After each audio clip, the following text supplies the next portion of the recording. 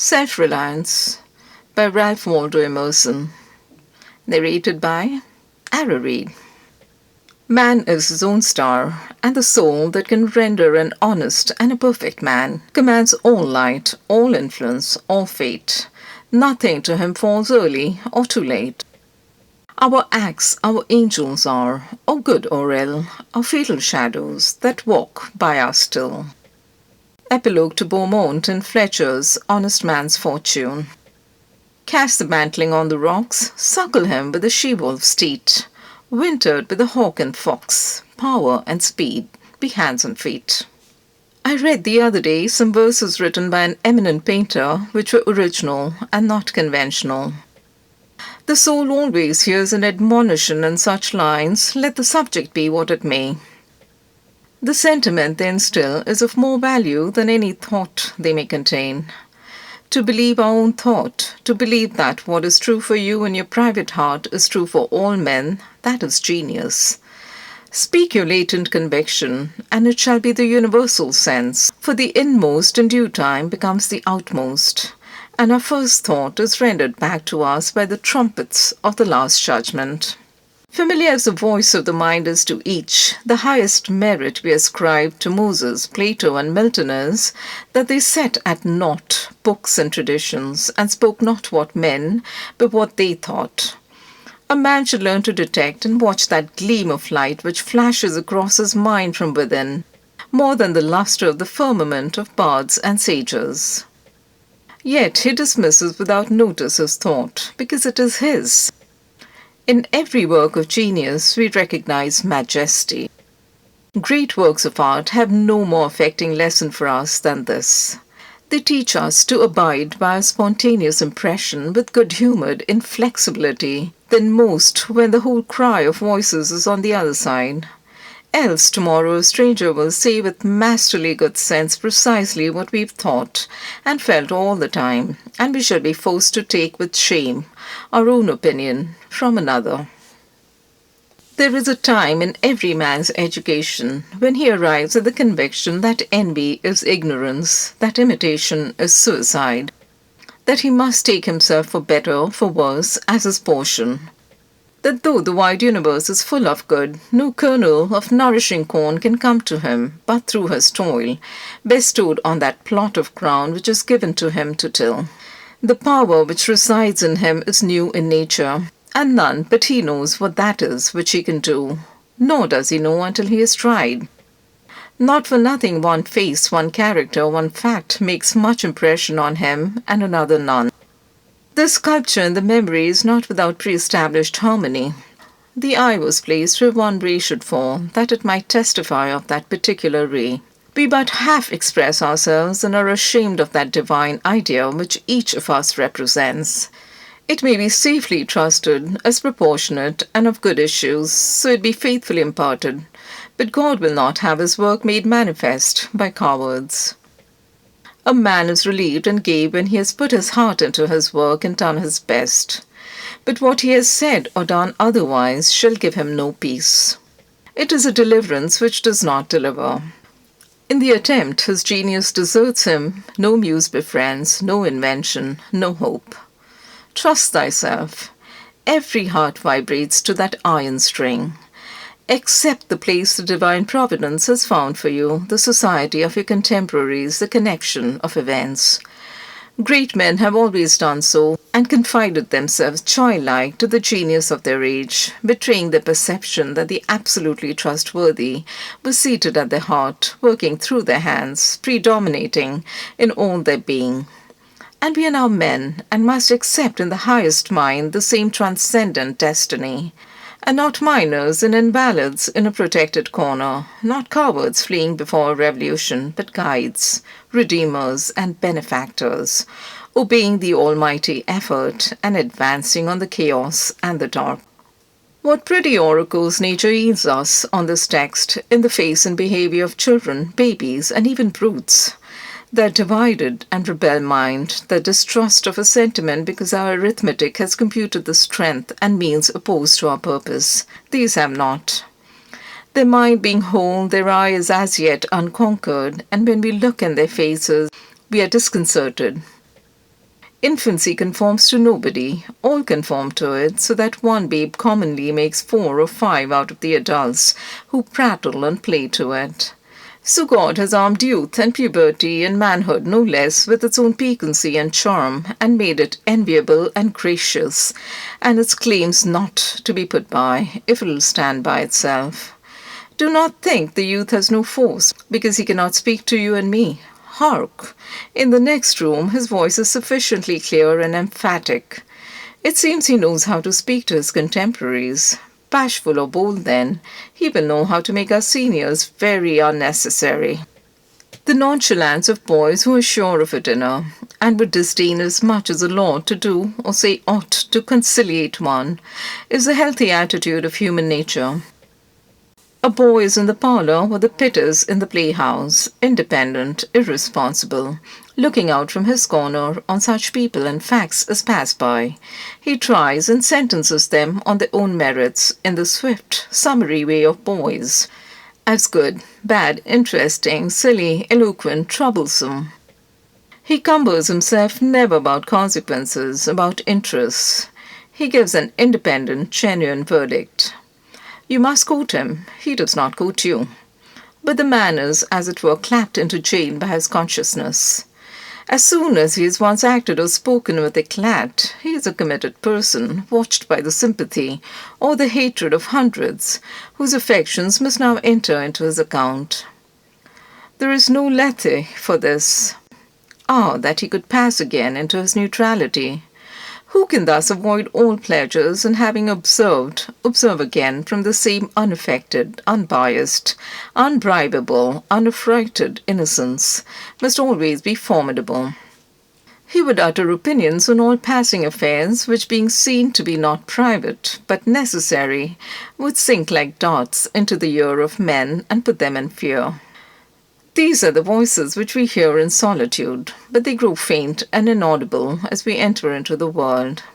Society everywhere is in conspiracy against the manhood of every one of its members.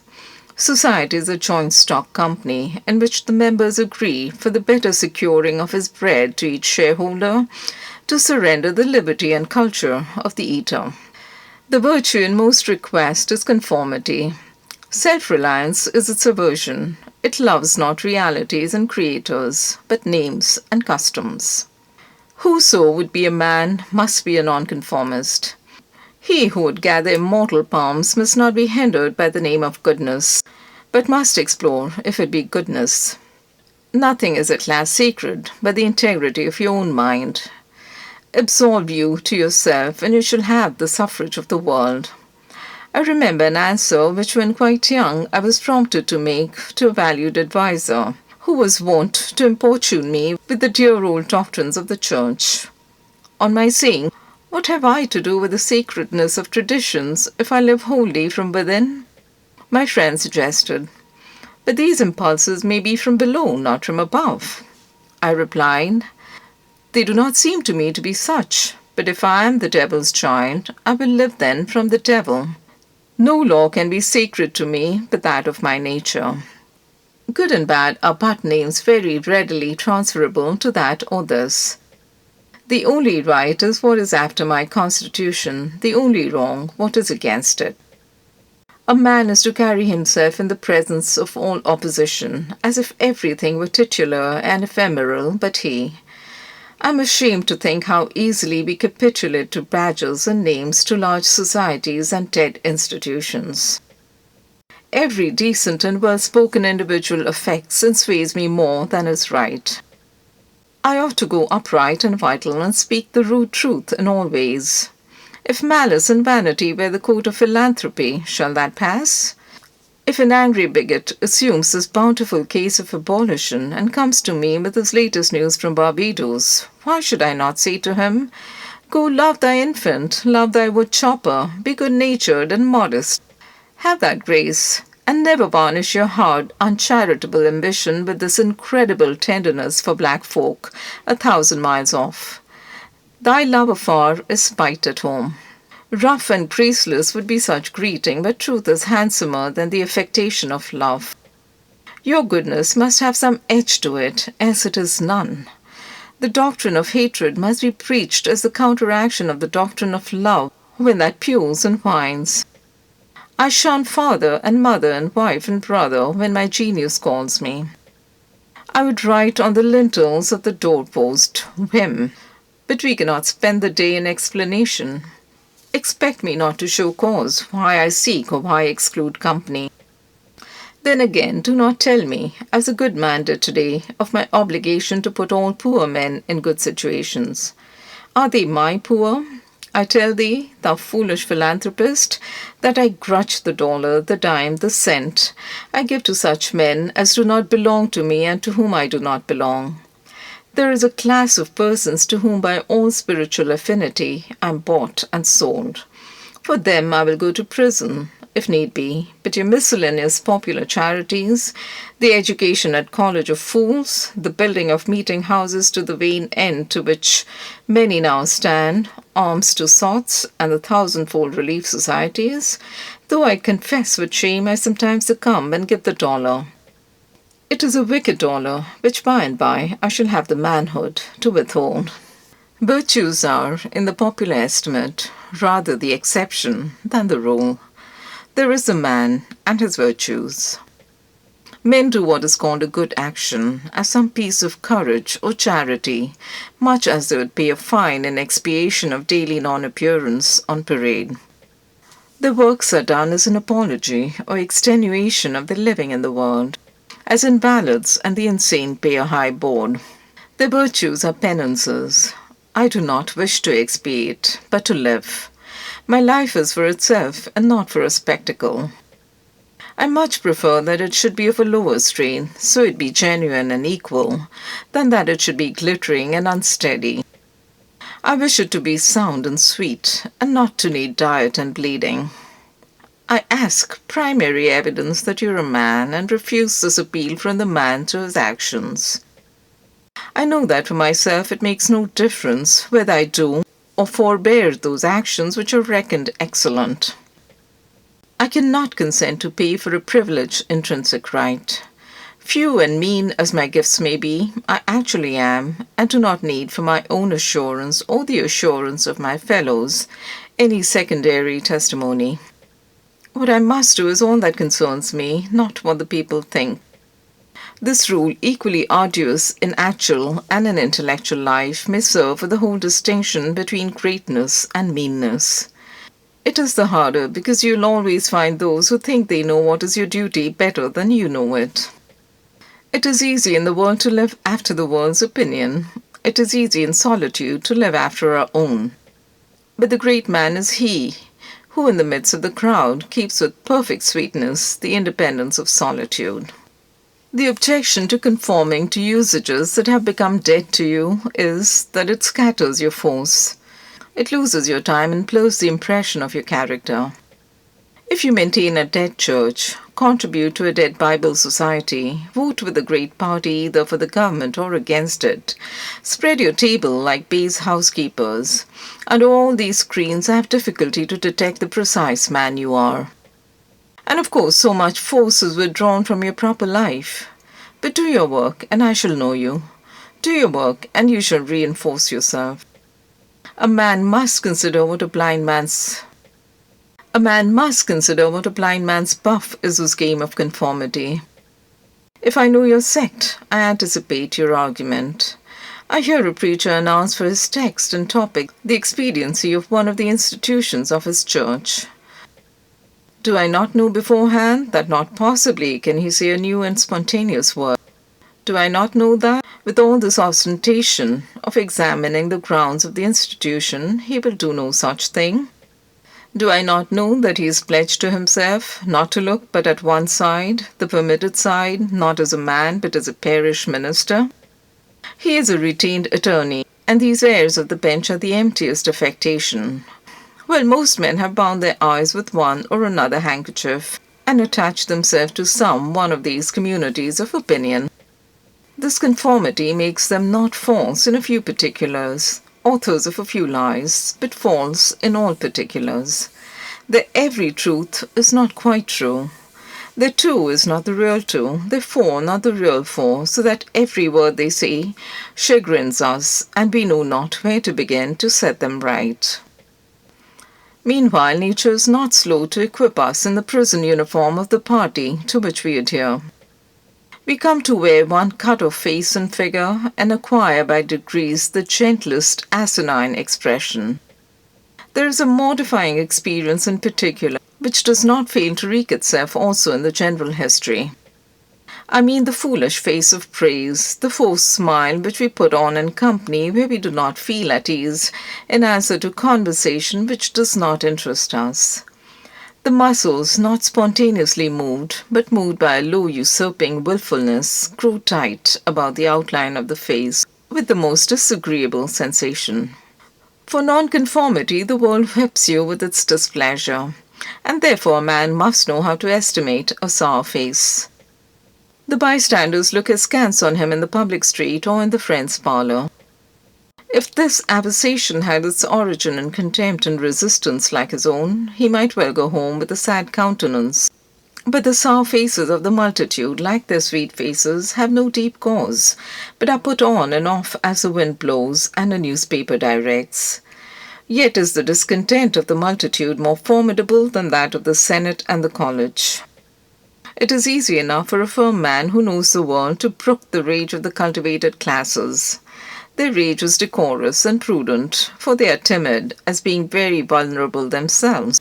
But when to the feminine rage the indignation of the people is added, when the ignorant and the poor are aroused, when the unintelligent brute force that lies at the bottom of society is made to growl and mow, it needs the habit of magnanimity and religion to treat it godlike as a trifle of no concernment. The other terror that scares us from self-trust is a consistency. A reverence for a past act or word, because the eyes of others have no other data for computing our orbit than our past acts, and we are loath to disappoint them. But why should you keep your head over your shoulder? Why drag about this corpse of your memory, lest you contradict somewhat you have stated in this or that public place? Suppose you should contradict yourself, what then? It seems to be a rule of wisdom never to rely on your memory alone, scarcely even in acts of pure memory, but to bring the past for judgment into the thousand-eyed present, and live ever in a new day. In your metaphysics you have denied personality to the deity, yet when the devout motions of the soul come, yield to them heart and life, though they should clothe God with shape and colour. Leave your theory, as Joseph's coat in the hand of the harlot, and flee. A foolish consistency is the hobgoblin of little minds, adored by little statesmen and philosophers and divines. With consistency a great soul has simply nothing to do. He may as well concern himself with his shadow on the wall. Speak what you think now in hard words, and tomorrow speak what tomorrow thinks in hard words again, though it contradict everything you said today. Ah, so you should be sure to be misunderstood. Is it so bad, then, to be misunderstood? Pythagoras was misunderstood, and Socrates, and Jesus, and Luther, and Copernicus, and Galileo, and Newton, and every pure and wise spirit that ever took flesh. To be great is to be misunderstood. I suppose no man can violate his nature. All the sallies of his will are rounded in by the law of his being, as the inequalities of Andes and Himalaya are insignificant in the curve of the sphere. Nor does it matter how you gauge and try him. A character is like an acrostic or Alexandrian stanza. Read it forward, backward, or across. It still spells the same thing. In this pleasing, contrite wood life which God allows me, let me record day by day my honest thought, without prospect or retrospect, and I cannot doubt it will be found symmetrical, though I mean it not and see it not. My book should smell of pines and resound with the hum of insects. The swallow over my window should interweave that thread or straw he carries in his bill into my web also. We pass for what we are. Character teachers above our wills. Men imagine that they communicate their virtue or vice only by overt actions, and do not see that virtue or vice emit a breath every moment. There will be an agreement in whatever variety of actions, so they be each honest and natural in their hour. For if one will, the actions will be harmonious, however unlike they seem. These varieties are lost sight of at a little distance, at a little height of thought. One tendency unites them all.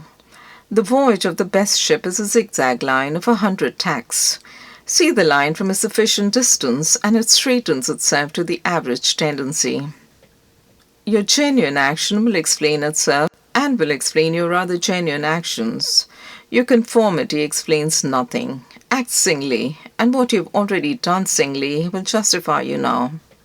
Greatness appeals to the future. If I can be firm enough today to do right and scorn eyes, I must have done so much right before as to defend me now. Be it how it'll, do right now. Always scorn appearances, and you always may. The force of character is cumulative. All the foregone days of virtue work their health into this. What makes the majesty of the heroes of the Senate and the field, which so fills the imagination? The consciousness of a train of great days and victories behind. They shed an united light on the advancing actor. He is attended as by a visible escort of angels. That is it which throws thunder into Chatham's voice, and dignity into Washington's sport, and America into Adam's eye.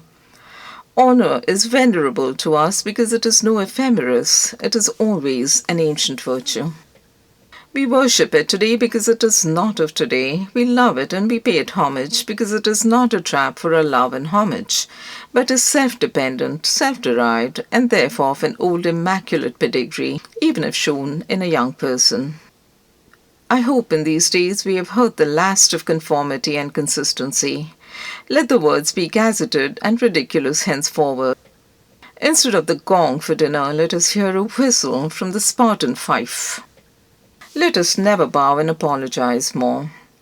A great man is coming to eat at my house. I do not wish to please him. I wish that he should wish to please me. I will stand here for humanity, and though I would make it kind, I would make it true. Let us affront and reprimand the smooth mediocrity and squalid contentment of the times, and hurl in the face of custom and trade and office the fact which is the upshot of all history, that there is a great responsible thinker and actor working wherever man works, that a true man belongs to no other time or place, but is the center of things. Where he is, there is nature. He measures you and all men and all events. Ordinarily, everybody in society reminds us of somewhat else or of some other person. Character, reality, reminds you of nothing else. It takes place of the whole creation. The man must be so much that he must make all circumstances indifferent. Every true man is a cause, a country, and an age, requires infinite spaces and numbers and time fully to accomplish his design. And posterity seem to follow his steps as a train of clients. A man Caesar is born, and for ages after we have a Roman Empire. Christ is born, and millions of minds so grow and cleave to his genius that he is confounded with virtue and the possible of man. An institution is the lengthened shadow of one man, as the Reformation of Luther, Quakerism of Fox, Methodism of Wesley, abolition of Clarkson, Scipio Milton called the height of Rome, and all history resolves itself very easily into the biography of a few stout and earnest persons. Let a man then know his worth and keep things under his feet. Let him not peep or steal or skulk up and down with the air of a charity boy, a bastard, or an interloper in the world which exists for him. But the man in the street, finding no worth in himself which corresponds to the force which built a tower or sculptured a marble god, feels poor when he looks on these. To him a palace, a statue, or a costly book have an alien and forbidding air, much like a gay equipage, and seem to say like that, "Who are you, sir?" Yet they are all his, suitors for his notice, petitioners to his faculties that they will come out and take possession. The pitcher waits for my verdict. It is not to command me, but I am to settle its claim to praise. That popular fable of the sot who was picked up dead drunk in the street, carried to the Duke's house, washed, dressed, and laid in the Duke's bed, and on his waking, treated with all obsequious ceremony like the Duke, and assured that he had been insane, owes its popularity to the fact that it symbolizes so well the state of man, who is in the world a sort of sot, but now and then wakes up, exercises his reason, and finds himself a true prince. Our reading is mendicant and sycophantic. In history, our imagination plays us false. Kingdom and lordship, power and estate are a gaudier vocabulary than Private John and Edward in a small house and common day's work. But the things of life are the same to both. The sum total of both is the same. Why all this deference to Alfred and Scanderbeg and Gustavus? Suppose they were virtues, did they wear out virtue? As great a stake depends on your private act today as followed their public and renowned steps. When private men shall act with original views, the lustre will be transferred from the actions of kings to those of gentlemen. The world has been instructed by its kings, who have so magnetized the eyes of nations. It has been taught by this colossal symbol the mutual reverence that is due from man to man. The joyful loyalty with which men have everywhere suffered the king, the noble, or the great proprietor to walk among them by a law of his own, make his own scale of men and things, and reverse theirs, pays for benefits not with money but with honor, and represent the law in his person, was a hieroglyphic by which they obscurely signified their consciousness of their own right and comeliness, the right of every man. The magnetism which all original action exerts is explained when we inquire the reason of self-trust. Who is the trustee? What is the aboriginal self on which a universal reliance may be grounded? What is the nature and power of that science-baffling star, without parallax, without calculable elements, which shoots a ray of beauty even into trivial and impure actions, if the least mark of independence appear? The inquiry leads us to that source, at once the essence of genius, of virtue, and of life, which we call spontaneity or instinct. We denote this primary wisdom as intuition, whilst all later teachings are tuitions. In that deep force, the last fact behind which analysis cannot go, all things find their common origin. For the sense of being which in calm hours rises, we know not how, in the soul, is not diverse from things, from space, from light, from time, from man, but one with them, and proceeds obviously from the same source whence their life and being also proceed. We first share the life by which these things exist, and afterwards see them as appearances in nature, and forget that we have shared their cause. Here is the fountain of action and of thought. Here are the lungs of that inspiration which giveth a man wisdom, and which cannot be denied without impiety and atheism. We lie in the lap of immense intelligence, which makes us receivers of its truth and organs of its activity. When we discern justice, when we discern truth, we do nothing of ourselves, but allow a passage to its beams. If we ask whence this comes, if we seek to pry into the soul that causes, all philosophy is at fault. Its presence or its absence is all we can affirm.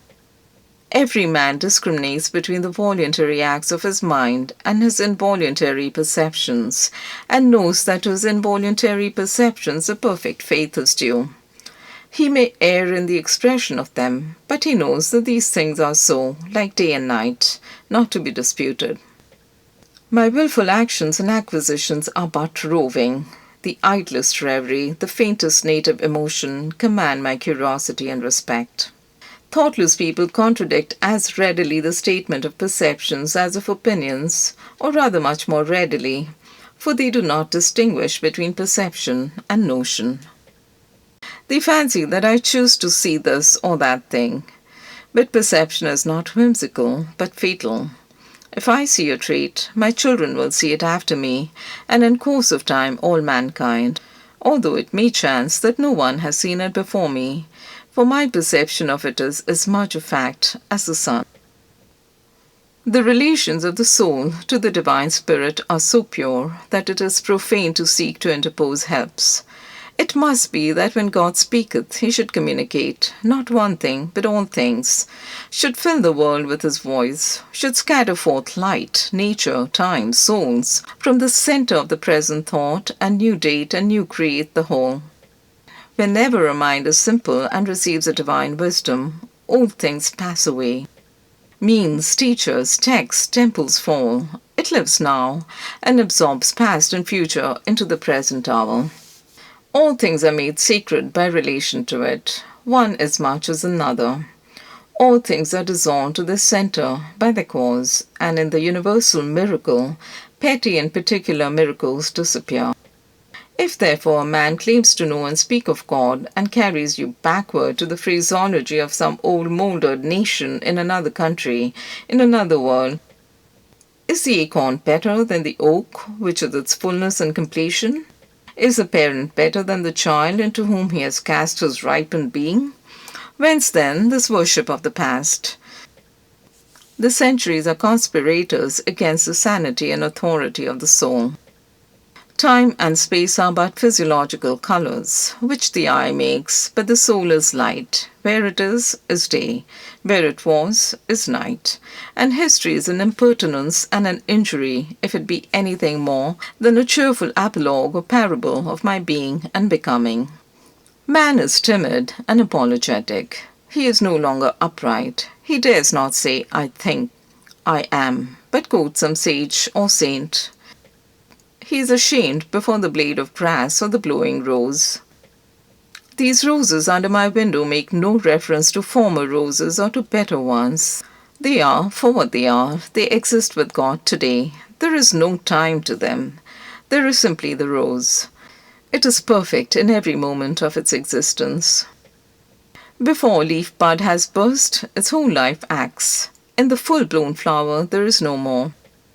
In the leafless root there is no less.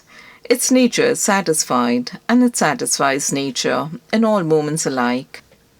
But man postpones or remembers. He does not live in the present, but with reverted eye laments the past, or heedless of the riches that surround him, stands on tiptoe to foresee the future. He cannot be happy and strong until he too lives with nature in the present, above time. This should be plain enough. Yet see what strong intellects dare not yet hear God himself, unless he speak the phraseology of I know not what David or Jeremiah or Paul. We should not always set so great a price on a few texts, on a few lives. We are like children who repeat by rote the sentences of grandames and tutors, and as they grow older, of the men of talents and character they chance to see, painfully recollecting the exact words they spoke. Afterwards, when they come into the point of view which those had who uttered these sayings, they understand them, and are willing to let the words go. For at any time they can use words as good when occasion comes. If we live truly, we shall see truly.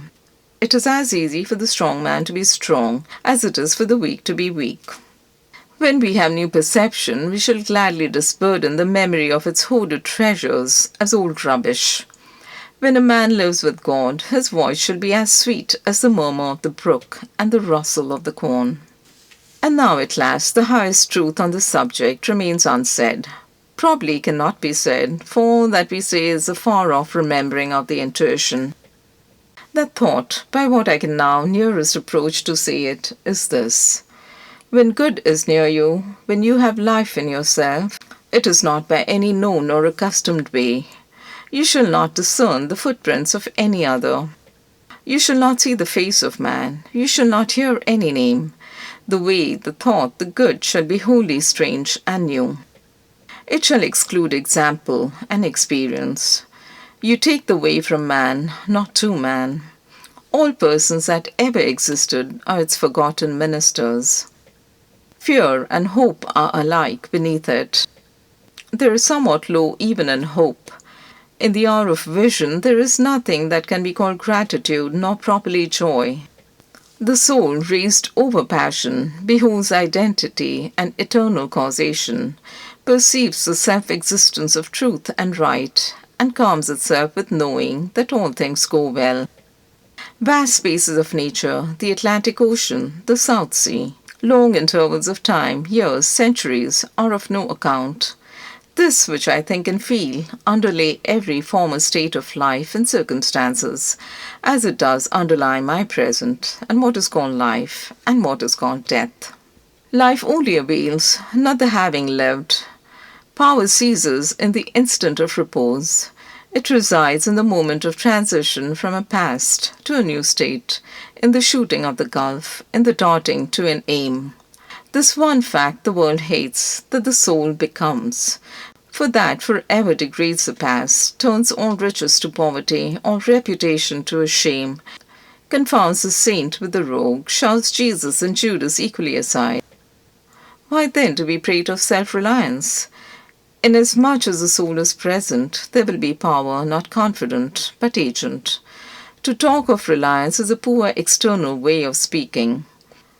Speak rather of that which relies because it works and is. Who has more obedience than I masters me, though he should not raise his finger? Round him I must revolve by the gravitation of spirits. We fancy it rhetoric when we speak of eminent virtue. We do not yet see that virtue is height, and that a man or a company of men, plastic and permeable to principles, by the law of nature, must overpower and ride all cities, nations, kings, rich men, poets, who are not. This is the ultimate fact, which we so quickly reach on this as on every topic, the resolution of all into the ever-blessed one. Self-existence is the attribute of the supreme cause, and it constitutes the measure of good by the degree in which it enters into all lower forms. All things real are so by so much virtue as they contain. Commerce, husbandry, hunting, whaling, war, eloquence, personal weight are somewhat, and engage my respect as examples of its presence and impure action. I see the same law working in nature for conservation and growth. Power is in nature the essential measure of right. Nature suffers nothing to remain in her kingdoms which cannot help itself. The genesis and maturation of a planet, its poise and orbit, the bended tree recovering itself from the strong wind, the vital resources of every animal and vegetable are demonstrations of the self-sufficing and therefore self-relying soul. Thus all concentrates. Let us not rove, let us sit at home with the cause.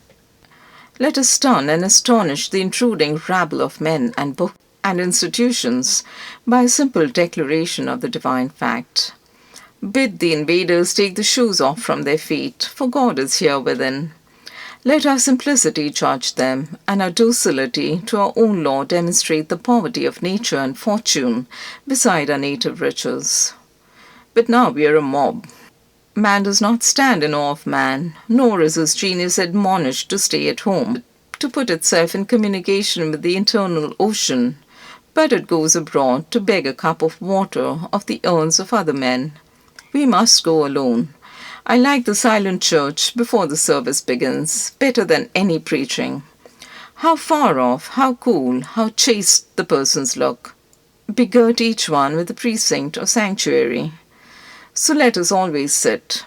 Why should we assume the faults of our friend or wife or father or child because they sit around our hearth or are said to have the same blood? All men have my blood, and I have all men's. Not for that will I adopt their petulance or folly, even to the extent of being ashamed of it. But your isolation must not be mechanical, but spiritual. That is, must be elevation. At times the whole world seems to be in conspiracy to importune you with emphatic trifles. Friend, client, child, sickness, fear, want, charity, all knock at once at thy closet door and say, "Come out unto us." But keep thy state, come not into their confusion. The power men possess to annoy me, I give them by a weak curiosity. No man can come near me, but through my act. What we love, that we have, but by desire we bereave ourselves of the love. If we cannot at once rise to the sanctities of obedience and faith, let us at least resist our temptations. Let us enter into the state of war, and wake Thor and Woden, courage and constancy in our Saxon breasts. This is to be done in our smooth times by speaking the truth. Check this lying hospitality and lying affection. Live no longer to the expectation of these deceived and deceiving people with whom we converse. Say to them, O father, O mother, O wife, O brother, O friend, I have lived with you after appearances hitherto. Henceforward I am the truth's. Be it known unto you that henceforward I obey no law less than the external law. I will have no covenants but proximities. I shall endeavour to nourish my parents, to support my family, to be the chaste husband of one's wife. But these relations I must fill after a new and unprecedented way. I appeal from your customs. I must be myself. I cannot break myself any longer for you or you. If you can love me for what I am, we shall be the happier. If you cannot, I will still seek to deserve that you should.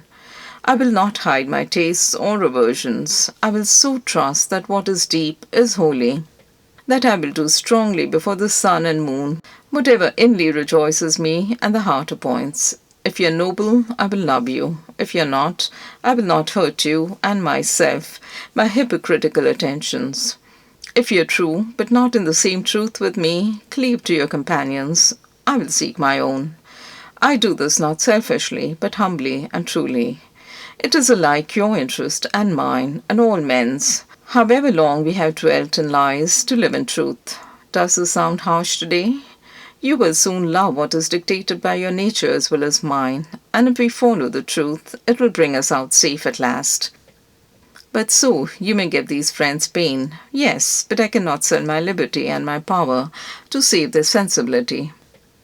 Besides, all persons have their moments of reason when they look out into the region of absolute truth. Then will they justify me and do the same thing. The populace think that your rejection of popular standards is a rejection of all standard, and mere antinomianism, and the bold sensualist will use the name of philosophy to gild his crimes.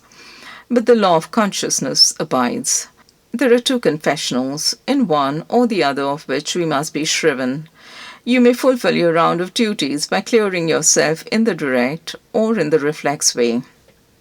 Consider whether you have satisfied your relations to father, mother, cousin, neighbor, town, cat and dog, whether any of these can upbraid you. But I may also neglect this reflex standard and absolve me to myself. I have my own stern claims and perfect circle. It denies the name of duty to many offices that are called duties. But if I can discharge its debts, it enables me to dispense with the popular code. If anyone imagines that this law is lax, let him keep its commandment one day.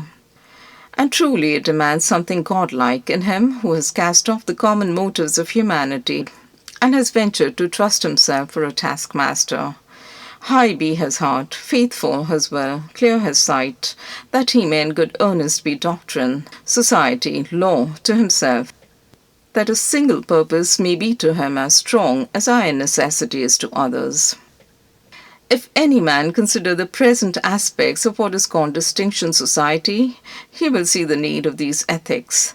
The sinew and heart of man seem to be drawn out, and we are becoming timorous, desponding, whimperers. We are afraid of truth, afraid of fortune, afraid of death, and afraid of each other. Our age yields no great and perfect persons. We want men and women who shall renovate life and our social state, but we see that most natures are insolvent, cannot satisfy their own wants, have an ambition out of all proportion to their practical force, and do lean and beg day and night continually. Our housekeeping is mendicant, our arts, our occupations, our marriages, our religion. We have not chosen, but society has chosen for us. We are parlor soldiers. We shun the rugged battle of fate where strength is born. If our young men miscarry in their first enterprises, they lose all heart. If the young merchant fails, men say he is ruined. If the finest genius studies at one of our colleges, and is not installed in an office within 1 year afterwards in the cities or suburbs of Boston or New York, it seems to his friends and to himself that he is right in being disheartened and in complaining the rest of his life. A sturdy lad from New Hampshire or Vermont, who in turn tries all the professions, who teams it, farms it, peddles, keeps a school, preaches, edits a newspaper, goes to Congress, buys a township and so forth in successive years, and always, like a cat, falls on his feet, is worth 100 of these city dolls. He walks abreast with his days and feels no shame in not studying a profession, for he does not postpone his life, but lives already. He has not one chance, but 100 chances. Let a stoic open the resources of man and tell men they are not leaning willows, but can and must detach themselves, that with the exercise of self-trust new powers shall appear. That a man is the Word made flesh, born to shed healing to the nations, that he should be ashamed of our compassion, and that the moment he acts from himself, tossing the laws, the books, idolatries, and customs out the window, we pity him no more, but thank and revere him, and that teacher shall restore the life of man to splendor, and make his name dear to all history. It is easy to see that a greater self-reliance must work a revolution in all the offices and relations of men, in their religion, in their education, in their pursuits, their modes of living, their association, in their property, in their speculative views. 1.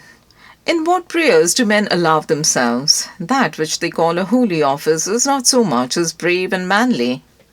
Prayer looks abroad and asks for some foreign addition to come through, some foreign virtue, and loses itself in endless mazes of natural and supernatural, and mediatorial and miraculous. Prayer that craves a particular commodity, anything less than all good, is vicious.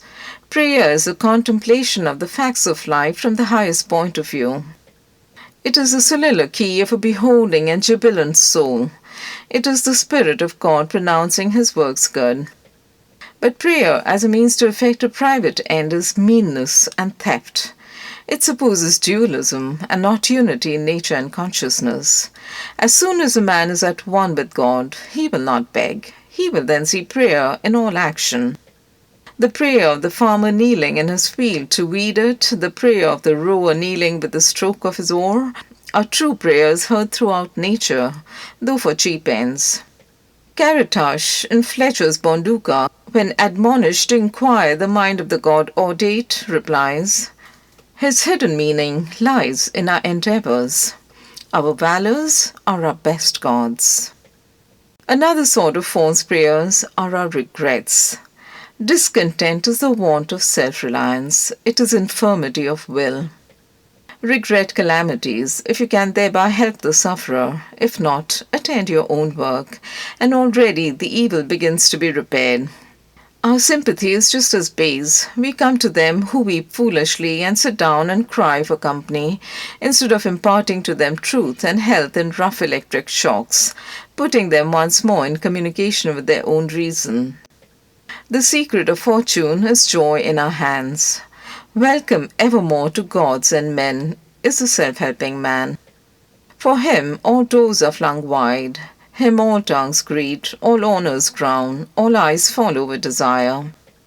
Our love goes out to him and embraces him because he did not need it.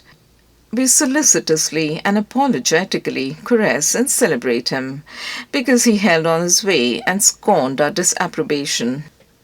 The gods love him because men hated him. To the persevering mortal, said Zoroaster, the blessed immortals are swift. As men's prayers are a disease of the will, so are their creeds a disease of the intellect.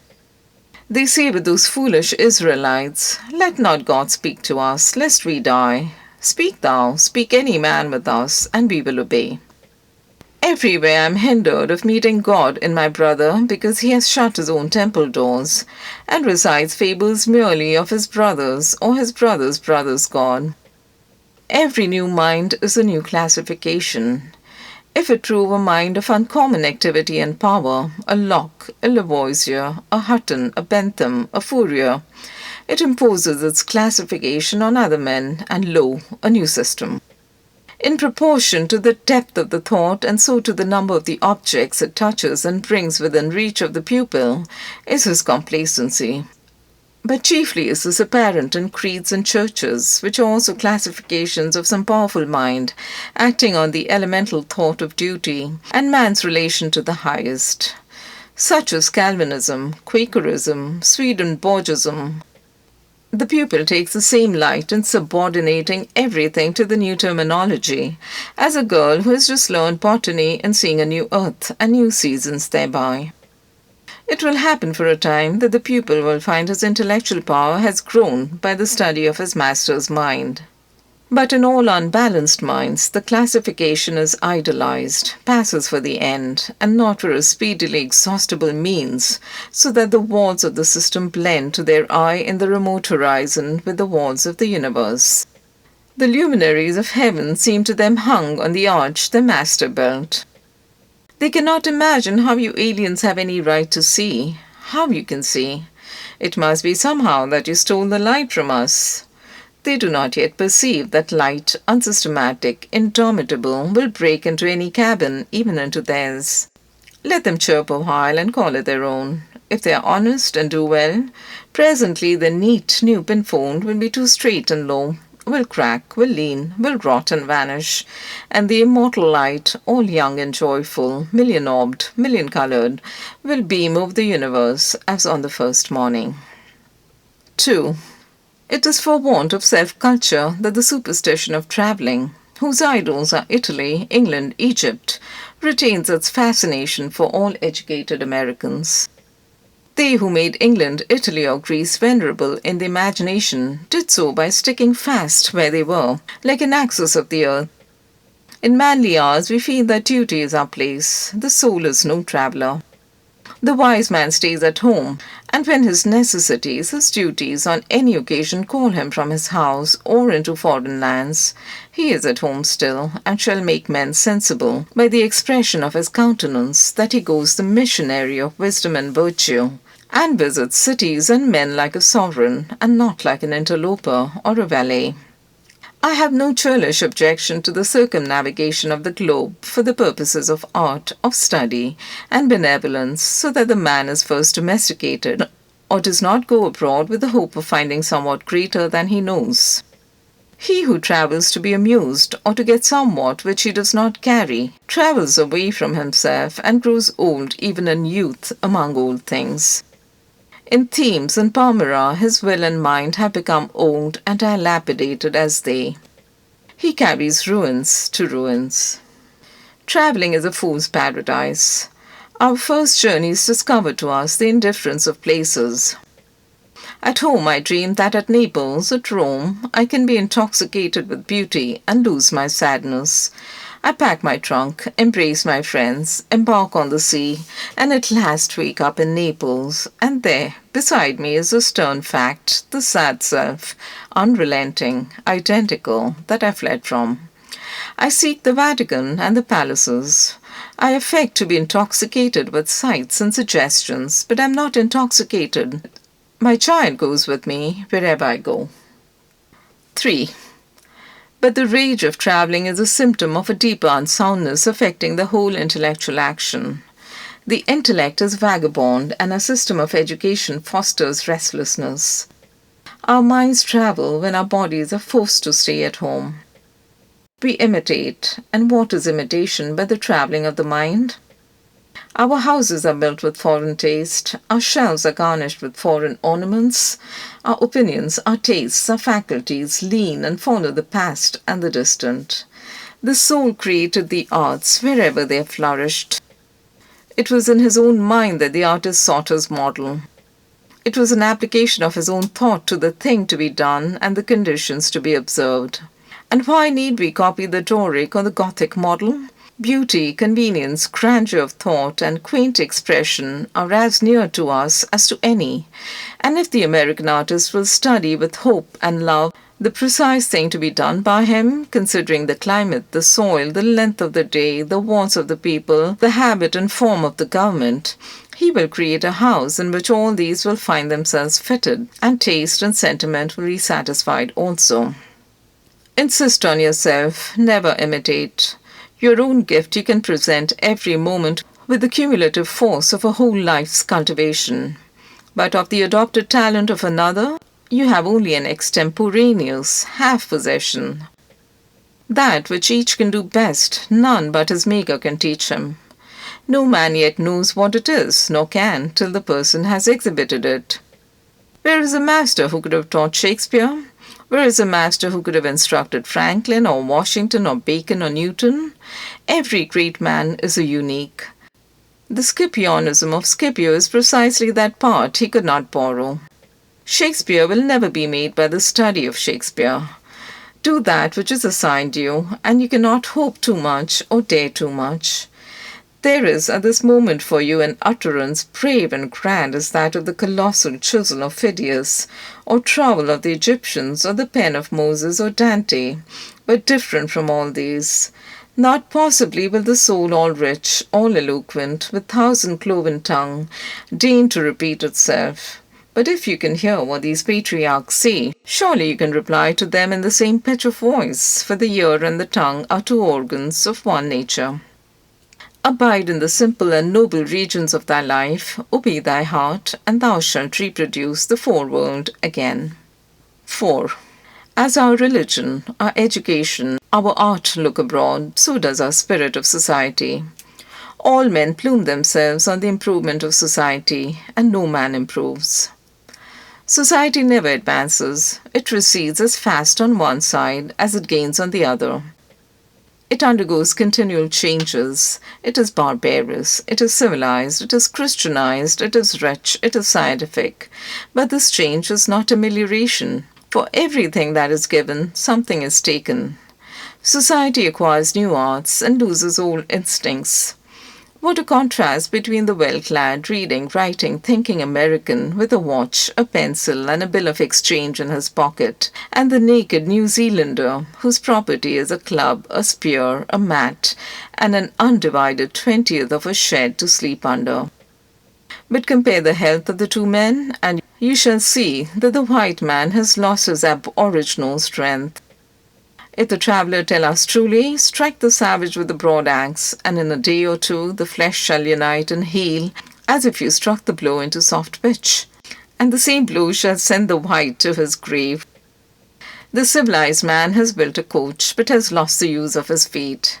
He is supported on crutches, but lacks so much support of muscle. He has a fine Geneva watch, but he fails of the skill to tell the hour by the sun. A Greenwich nautical almanac he has, and so being sure of the information when he wants it, the man in the street does not know a star in the sky. The solstice he does not observe, the equinox he knows as little, and the whole bright calendar of the year is without a dial in his mind. His notebooks impair his memory, his libraries overload his wit. The insurance office increases the number of accidents, and it may be a question whether machinery does not encumber, whether we have not lost by refinement some energy, by Christianity entrenched in establishments and forms, some vigor of wild virtue. For every Stoic was a Stoic, but in Christendom where is the Christian? There is no more deviation in the moral standard than in the standard of height or bulk. No greater men are now than ever were. A singular equality may be observed between the great men of the first and of the last ages.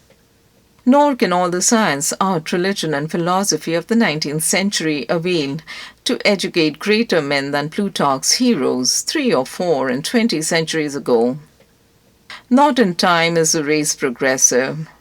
Phocion, Socrates, and Anaxagoras, Diogenes are great men, but they leave no class. He who is really of their class will not be called by their name, but will be his own man, and in his turn the founder of a sect.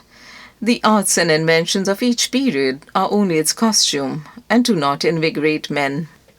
The harm of the improved machinery may compensate its good. Hudson and Bering accomplished so much in their fishing boats as to astonish Parry and Franklin, whose equipment exhausted the resources of science and art. Galileo, with an opera glass, discovered a more splendid series of celestial phenomena than anyone since. Columbus found the New World in an undecked boat. It is curious to see the periodical disuse and perishing of means and machinery which were introduced with loud laudation a few years or centuries before. The great genius returns to essential man. We reckon the improvements of the art of war among the triumphs of science, and yet Napoleon conquered Europe by the bivouac, which consisted of falling back on naked valor. and disencumbering it of all aids. The emperor held it impossible to make a perfect army, says Las Casas, without abolishing our arms, magazines, commissaries, and carriages, until, in imitation of the Roman custom, the soldier should receive his supply of corn, grind it in his hand-mill, and bake his bread himself. Society is a wave. The wave moves onward, but the water of which it is composed does not. The same particle does not rise from the valley to the ridge. Its unity is only phenomenal.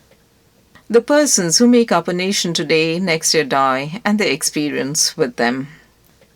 And so the reliance on property, including the reliance on governments which protect it, is the want of self-reliance. Men have looked away from themselves and at things so long that they have come to esteem the religious, learned, and civil institutions as guards of property, and they deprecate assaults on these because they feel them to be assaults on property.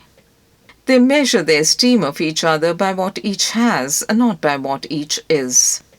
But a cultivated man becomes ashamed of his property out of new respect for his nature. Especially he hates what he has if he sees that it is accidental, came to him by inheritance or gift or crime. Then he feels that it is not having. It does not belong to him, has no root in him, and merely lies there, because no revolution or no robber takes it away. But that which a man is does always by necessity acquire, and what the man acquires is living property, which does not wait the beck of rulers or mobs or revolutions, or fire or storm or bankruptcies, but perpetually renews itself whenever the man breathes. Thy lot or portion of life, said Caliph Ali, is seeking after thee, therefore be at rest from seeking after it. Our dependence on these foreign goods leads us to a slavish respect for numbers. The political parties meet in numerous conventions, the greater the concourse, and with each new uproar of announcement. The delegation from Essex, the Democrats from New Hampshire, the Whigs of Maine. The young patriot feels himself stronger than before by a new thousand of eyes and arms. In like manner, the reformers summon conventions and vote and resolve in multitude. Not so, O friends, will the God deign to enter and inhabit you, but by a method precisely the reverse. It is only as a man puts off all foreign support and stands alone that I see him to be strong and to prevail.